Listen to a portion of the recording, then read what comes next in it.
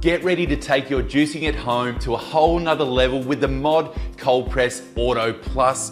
Look at this beautiful machine. If you have this on your bench at home, you will be the envy of all your friends, not to mention healthy, beautiful juice in no time at all.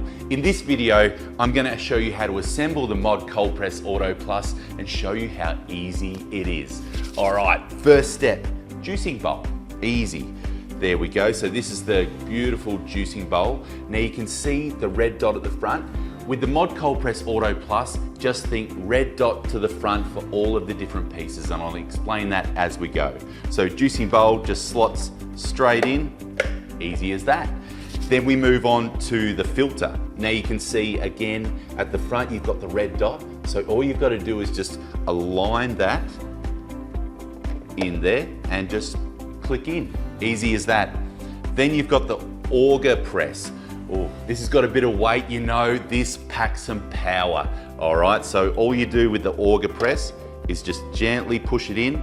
If you've got a new machine, it might be a little bit tight, so make sure it's pushed in nice and firmly, just like that. Then we've got the auto slicer. Now again, you can see red dot, so all we want to do is line that up with the other red dots at the front and just gently turn the blade until it clicks in. Then we've got the hopper, all right?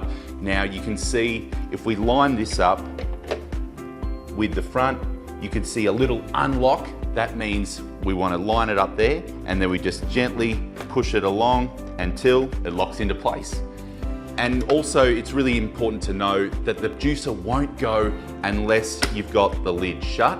And as soon as you open it, the blades will stop. So it's a really great safety feature. I've got two boys at home and I juice all the time. So no little hands can get in there and cause any damage. It's a really fantastic feature. Lid on, click it into place, and you're ready to juice. It's as easy as that.